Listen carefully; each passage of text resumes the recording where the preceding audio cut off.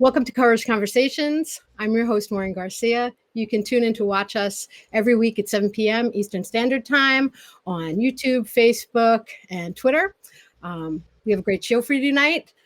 We're going to be interviewing Dr. Amy Davis Abdallah, and she is amazing. So Amy is amazing, and I'm just going to read her short bio real quick. Amy's a professor of theology and Bible at Nyack College in New York City. She's the author of the Book of Womanhood, which is based on her research and experience with rites of passage for females. And Amy is currently working on a book about the transformative power of rituals. She's also a mom and a mother of 2 little boys. And full disclosure, a colleague of my husband in the same Bible department. Hi, Amy. Hi, Maureen. It's good to be here with you. It's very nice to have you. So, how about we just jump into this? Why don't you tell us a little bit about how you got interested in rites of passage for females and in rituals? I don't know, honestly, how I got interested in rituals. I think that I've always been interested in ritual. I think I'm just a ritual person. And because that's so much who I am, it's really hard for me to understand why not everyone's not like that. I don't know if any of you or if your audience are like that. Well, doesn't everyone think that way? Wait a second. So, but as far as rites of passage, particularly, I did my PhD in liturgical studies. So I'm studying like Christian worship. And then I took this class called Women, Word, and Worship. And I was able to do a project on some kind of rituals having to do with women that interested me. And as I began to look at rites of passage, I began to be really, really fascinated by rites of passage in general because I never had one. I mean, and that's the big thing, you know, as someone who thinks that rituals help us move from one place to the next, who is interested in how our embodiment of whatever's going on in our lives can change us and help us and transform us. I was already interested in that. That's why I was in this PhD program. And then I looked at it and I said, oh, rites of passage. Oh, I still want one. I want someone from the outside to help me understand that I am a woman, because I remember, you know, I grew up in a Christian, broadly evangelical tradition. And your rite of passage, like the way you became a woman, is marriage and babies. And at the time I began this PhD program, I was 32 years old and I wasn't married and I wasn't having babies. And we all use, and not that girl is a bad term, but I didn't know if I was a girl or a woman. And so I'm like, wait a second, I need to do something for myself. And then I became really fascinated about it because I'm like, so what's happening in the rest of the world? How do people mark this? What do we lose when we don't mark this? And how can I give this to other people who are looking to a relationship to define themselves as an adult, to a child to define themselves as an adult? It doesn't work. It's always dissatisfying. And so how can I help empower people to move forward in their lives? And I'm looking particularly at adolescent rites of passage, you know, like becoming an adult. But there are multiple other rites of passage in our lives that have similar hallmarks. So that's kind of where it started, Maureen. Yeah. So I do remember when you were doing some of that research and when you were doing your dissertation that some of the rites, you had chosen 4 different types of rites of passage, and some of them were healthier and better than others. So what was it in your research and in your experiences? What have you found that, what have you found that makes a ritual effective or a rite of passage effective? And can you talk to us a little bit about what is a ritual and a rite of passage anyway? Great questions. So when I was looking particularly at rites of passage, so I looked at currently activated ones, but then I also looked at like the history over the last 100 years. So basically 100 years ago, this guy named Arnold van Gennep said, these things that they do, these actions that they perform, often in African tribal societies, are how they understand what it becomes to become an adult, and they're recognized by their community. And then I looked at multiple other things within the last 100 years. So there's this guy who wrote a book called Deeply Into the Bone, and he's talking about how our rituals can become like part of our bone marrow. and that through repetition, they become more powerful when they are deeply embedded in your society. And he said, yeah, but some of them just don't work. So he's really looked into ritual efficacy, because I had another book that I read that is like, okay, I had my bar mitzvah and it really did nothing. All it did was help finance my my college education. Like, that's all it did for me. So it didn't really provide any kind of marker of maturity for me. And so the guy who wrote The Deeply Into the Bone, he basically said there are multiple things that make a ritual not effective, but here are some hallmarks that make a rite of passage in particular effective. One is that you're paying attention to it at the time that it occurs. So what does that mean? Like, a lot of us, if we've never had a rite of passage, like no one has ever outside of us said, hey, you're an adult or you're a woman, 10 years later, we'll look back and we'll say, oh, that experience was when I really became, like, I embraced who I was as a woman or as a man. And I'm not sure everyone is cisgender in your audience, but like embracing who you are with regard to that is significant, you know, but often we don't realize that we've done it until much later. Like, I remember a friend of mine, I do a rite of passage, and all the women will tell their stories of when they said, I know myself as a woman. And one, she's like, it's when I gave birth in my house with no medication. And I'm like, yes, that's what women can do. I know I'm a woman. But usually it's afterwards. And so he says, if you can pay attention to it when it occurs, the passage itself will be more significant to you. And so it's paying attention to it. Rites of passage need to function as transformative. And so they need to seek to transform those who participate as going from like a caterpillar to a butterfly. So there's this transformative nature of it. It's not just like, okay, hey, let's go through this little ceremony. It's like, no, there's more to it than that. How are you seeking to transform? And it's not even necessarily tops down trying to transform. It is often also bottoms up. What transformation does the individual participant desire to have? Like, what does it mean to them to be something different? And how can they embody it? And we always have part for that because we're each individuals and we don't embody our transformation the same exact way. And so there's that. And then so it's function as attention givers, have the purpose of transformation. And the third one is to have investment from the community. Most rites of passage, and there are multiple rituals that are not rites of passage, but when we are transitioning from one phase of life perhaps to another, and we have a lot of that in our lives, those are rites of passage. And so some of them are performed by community. Rituals that are recognized and performed by a community tend to be more effective. Like, if you have a ritual that you do on your own, doesn't necessarily always provide the transformation that within the community does. And so the rite of passage that I do, basically all of my college knows about it or has been involved in it. And students are invested, and not only do they invest time, but they invest finances. And so there's this investment, and the more you invest in it, the more effective that will be. So those are the three primary hallmarks. And so if we were to define ritual or rite of passage, I wish I had a really good definition of ritual, and I guess, and I feel like I should, because this is what I study, right? But people define, like, multiple different places define it in multiple different ways. And I think in this manuscript I just wrote that I defined it for the purposes of that manuscript, but I can't remember what I wrote. But it's kind of like, it's often a repeated action that is meaningful in a particular context to move people from one place to the next.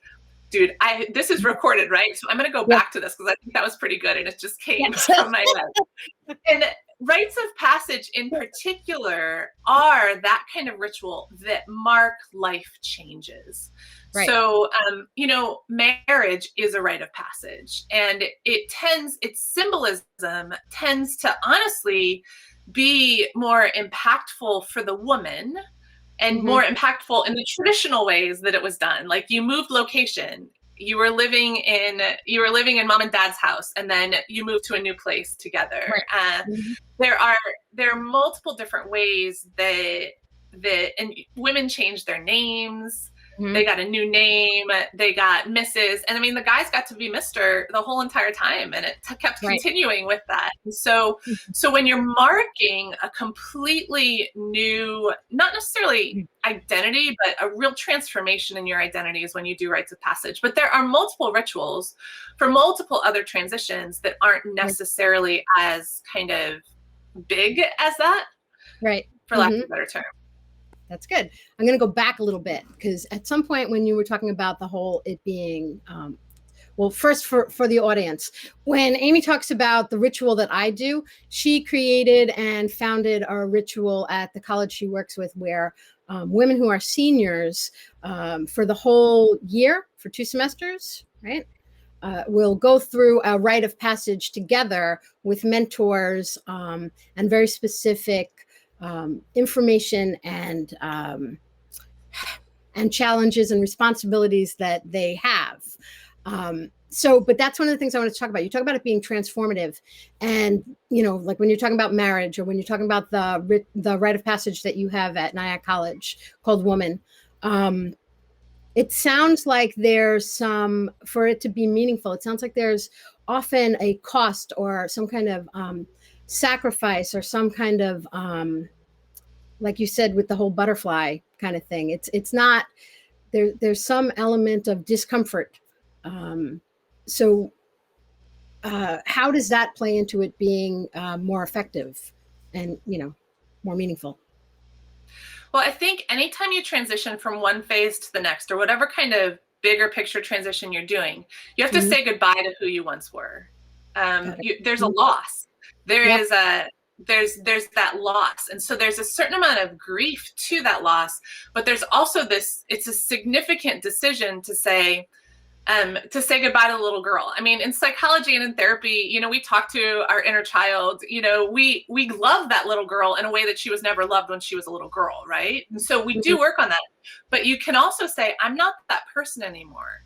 I am moving toward, I am someone different, and I'm moving in this direction. So there's a certain amount of loss, in traditional rites of passage, which were performed, when you look at African tribal rites of passage, the things that they did for women weren't always things that we would agree with these days.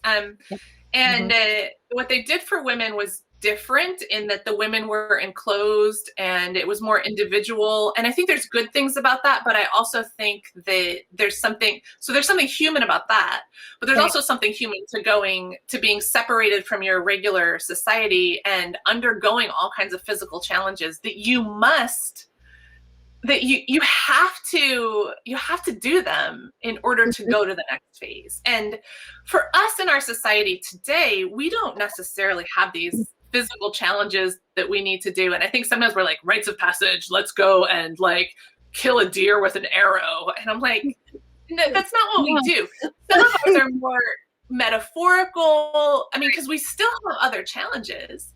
Some of those challenges, I mean, there's multiple different challenges that we have in our lives. And meeting the challenge is very intimidating. And face on meeting the challenge and saying, I have to meet this challenge, not in the same way as everyone who's with me, but also meet this challenge in a way that's true to who I am and can help bring me to this next thing. And there's another thing that happens when you're with other people.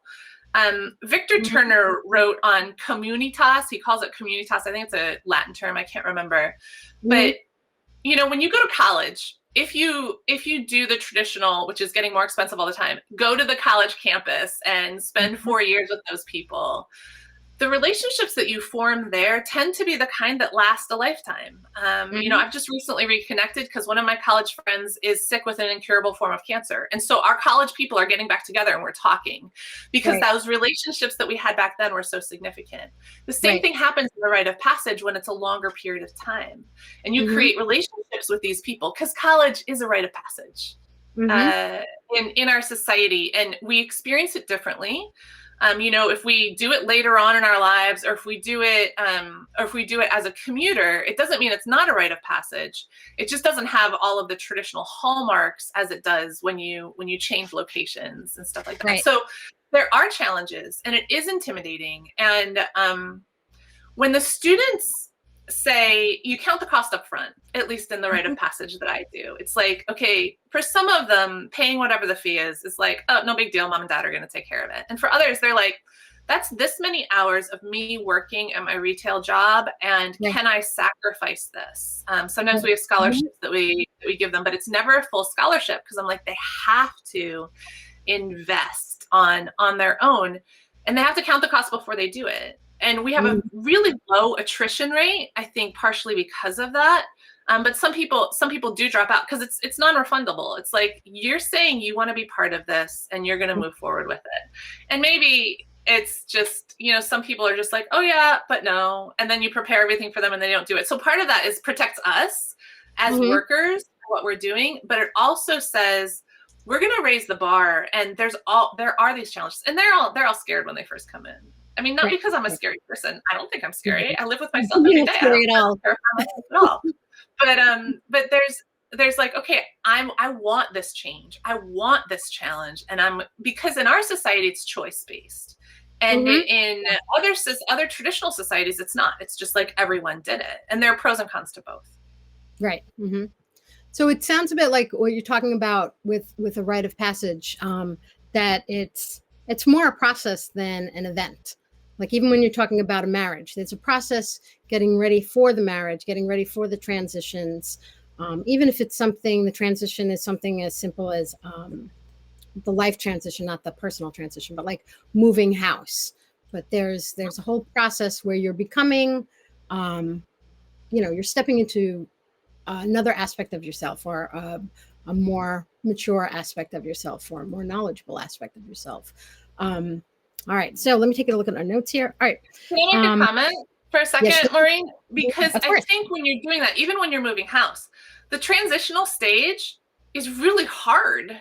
And frankly, I was gonna write a book before that just says transition sucks, because it does. It's really hard. There's huge challenges in that phase. And to be able to say that there's other people walking alongside you when you are facing those challenges. And then there's a culminating event, whether it's like getting the keys, or whether it's like, there's pictures up on the wall, we can celebrate now, or having your first house guest. Like there's a culminating event. And we have a culminating event, and we call it a formal crossing over ceremony. I got this from a book. I didn't realize that Girl Scouts does that too. Like they have crossing overs where they literally cross over a bridge. But I had one of the people who did it once, and she's like, Amy, I don't know if you know, but when you put that necklace on me, because we have a symbol that goes with it, and when we did our presentations about what we believe that it means to be a woman, that ceremony, she's like, something changed in the air. Something changed in the air for me. And I could not be doing what I'm doing now without having gone through that, because something changes in the air. And it's like this mystery. Some of the theorists call it magic. I'm a Christian, so I think God's doing something spiritual there. But like there's this mystery of something that happens that you can't really explain. But it's like, and now I know. All right, so Amy, so we have an idea about rites of passage and about ritual and about what makes them effective. So talk to us a little bit about how can we personally incorporate ritual into our lives, and in what ways could it help people who are survivors of abuse, who are trying to heal or move forward and transform into, a healthier, healing version of themselves? Yeah, very, very interesting. I haven't done rituals particularly for those who are survivors of abuse, but it is something that I have thought about and have read about. And I think there are multiple steps that one goes through in the healing process. And so when you're talking about this transitional time, like you can do rituals during that time. I think that one of the big things is voice. So many of my students, we say that 1 out of 3 women have experienced some kind of assault or abuse or, some kind of that in their lifetime. And I have so many students, and so many times when we talk about voice in our rite of passage, they tell their story for the first time. There's something that is empowering about that sharing. And so what rituals do to a certain extent is provide a place to physically process what has physically occurred, but what you have also psychologically, spiritually, however, have moved forward, and then also share that with a community. Because sometimes it's like, and you get to decide how big you want the community to be. I would love to see larger groups of people empowering women and saying, yes, we recognize this trauma. We realize that we recognize also that you have gone through this healing process. And here is the final place where you say there's a final ritual. So all of it's kind of part of it. You can have a ritual when you begin. This is how rites of passage work. You have a ritual when you begin. You say, I'm moving into this. And this is what my goal is. And so there's a statement of goal. You can do it in a community. And you can, like, when you physically embody what you are spiritually, psychologically doing, that is ritualistic. And we are our bodies. Like we can't separate any of that. And I think survivors of abuse know that in a way that that we don't always realize, because it is so it's not just a physical thing, it's much more than that. And so you have a place where you begin, and then maybe where you have a ritual to begin and there's people with you, you know, maybe you do that, and maybe that ritual is like, my goal is to leave this behind. I am starting a journey. And then you come along that journey, and you're like, you know what?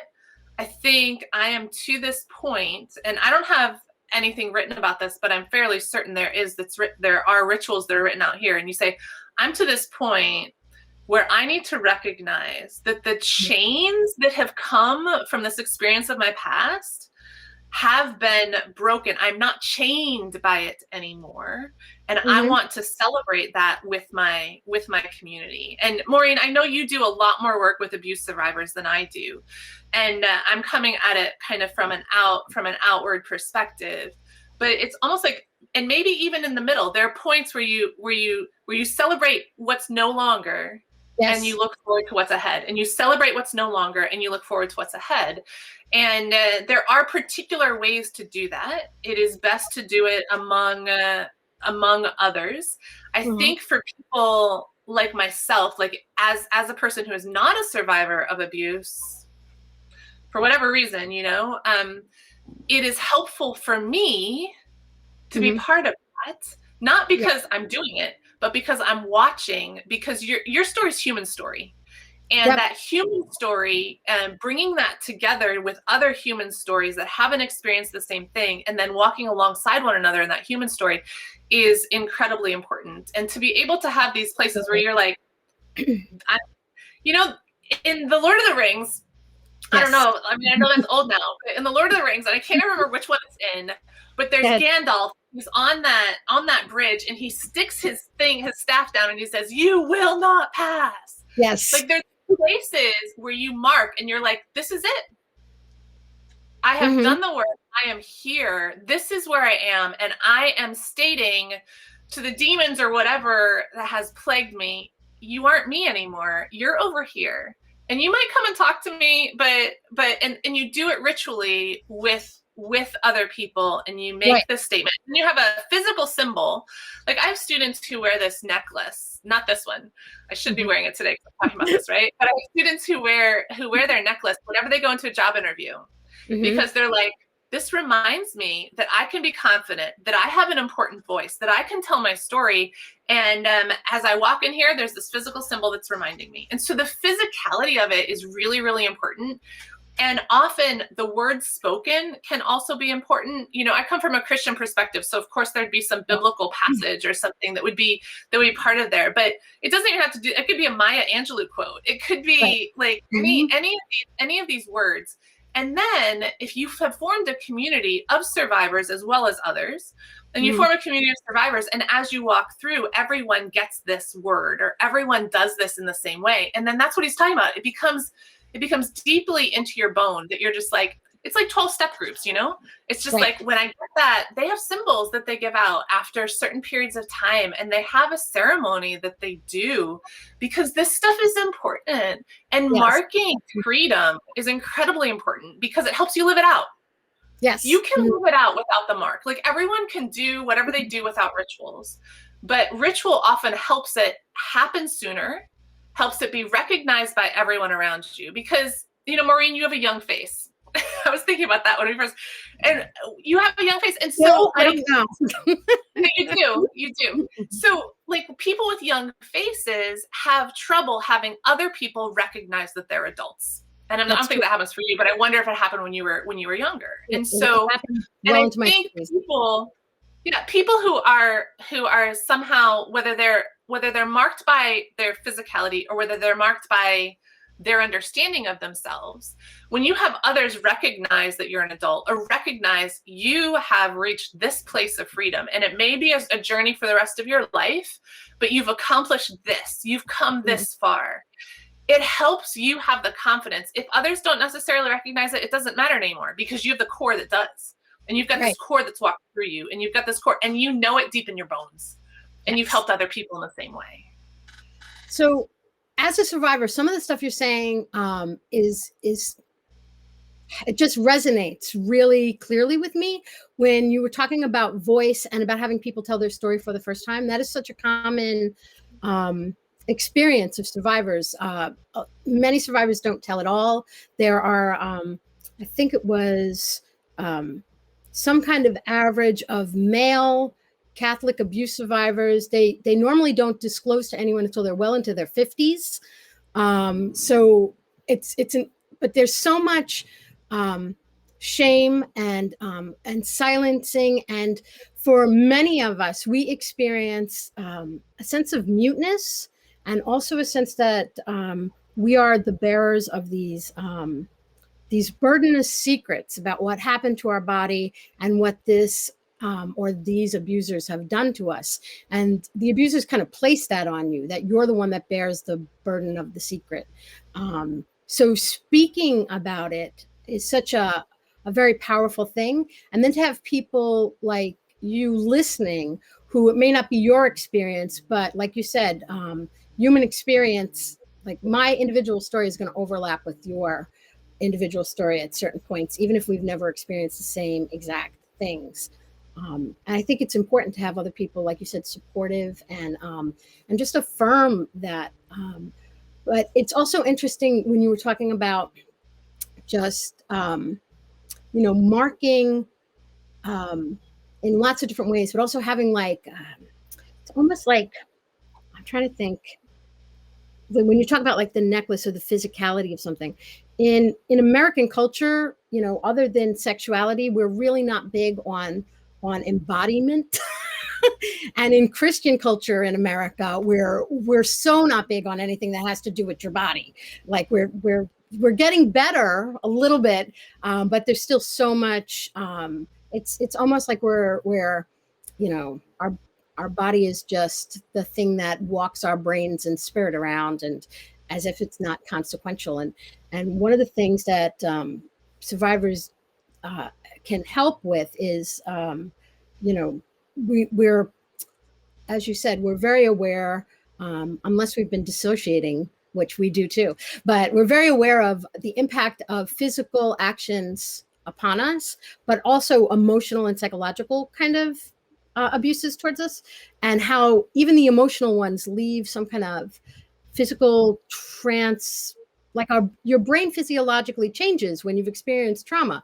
So it's interesting that you talk about like transformation, because the abuse does change who we are, and there are different elements of working out our healing, and one of them is like finding your voice and being confident enough to be able to speak that. And I do think it's important to be able to mark that and to have support with that. And also the whole idea of confidence. Abuse victims, we have difficulty with powerlessness and owning your own power. And Ashley does so much work with this, the whole, how do you empower people? And that's also what your book, your womanhood book, was kind of about. How do you empower people to to recognize who they are and to be who they are? And so, Amy, is there anything more that you would like to share, or anything you'd like to emphasize from what we've been talking about, or what you're working on now?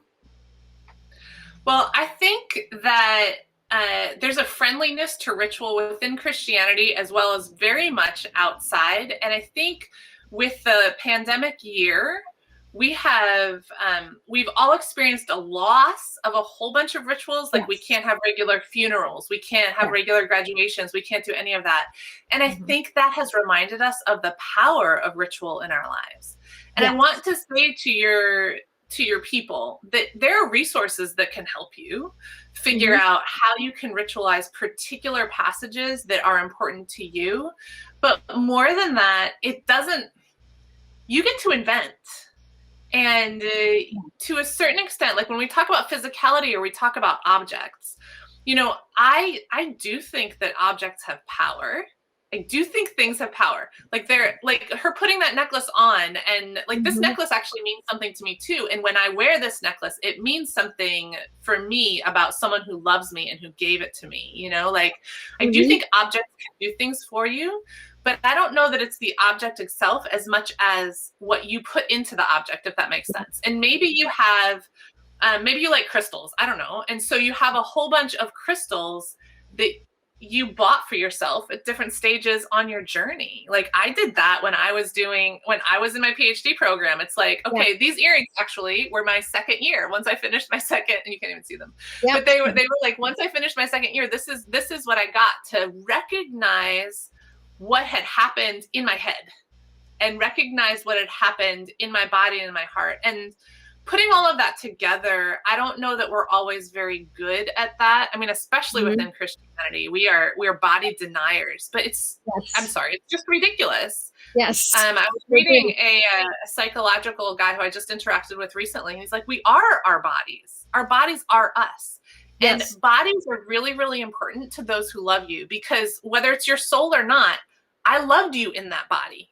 And those eyes are important to me, and that hair is important to me. And figuring out how when we've been traumatized in our bodies, can emotionally, physically, psychologically process that and love ourselves, often takes, it can take physical objects. And yes, I could talk about this for a while, but I want to encourage you to say you can invent, like, what's important to you, what's important to your 5 close friends or fewer or more. Like, I don't know how many close friends you have. I don't know what's normal, but like what's important to your community. And then how can you help others and do this for yourself? Because I've done a lot of ritualizing on my own. And maybe with one other friend, I'm like, dude, I'm not dealing with this transition well. I need to do something physical because I'm totally up here in my head. Right. And you get to invent. And I want to give you the freedom to say, because there's, at least what happens with me, there's something in my heart and in my mind that's like, I need to embody this in some way. And I need someone to help me with this.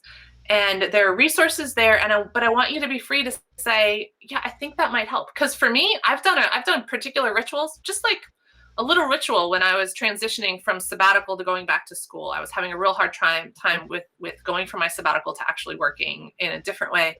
And I did this little ritual, and the next day I was a new person. Like, this is in my life, this is what it can do for you. And it was just recognizing what was already happening. Yeah. And how do I let go of the past and move in a free manner toward my future? That's a lot of what rituals do. Yeah. So that was a lot of information with regard to my last thoughts. I do have a whole bunch more, as you know, Maureen, and as you're learning, Ashley. But yeah, I think it can be really helpful for you. And there's a lot out there that can help you move forward. So, Amy, I know you have a website, amyfdavisabdallah.com, correct? Yeah. Yes. So where else can our followers and our viewers, connect with you, or where else can our followers and our viewers connect with you, Amy? Well, I'm also on Facebook. So I have a Facebook author page. Like, I do a lot of speaking, but I also do a lot of writing. And so that's Amy F. Davis Abdallah on the Facebook. And then I'm on Twitter, and that's Amy F. Davis A, which is a little bit easier to spell than Abdallah. But I know that the show notes will tell you how to spell that. So I will soon start Instagram. I'm not there yet. Hey, everybody. I hope you enjoyed this episode of Courage Conversations. Remember to follow us on Twitter, on YouTube, on Instagram, and on Facebook. You can download our free ebook, 5 Keys to Living a Life of Courage, for abuse survivors that are ready to take their next courageous steps towards healing. Perhaps when you do the book, you can then mark a transition, do some kind of ritual for yourself. Be sure to share this video with your friends and anybody who you know who'd be interested in. And thank you again for watching, and live with courage.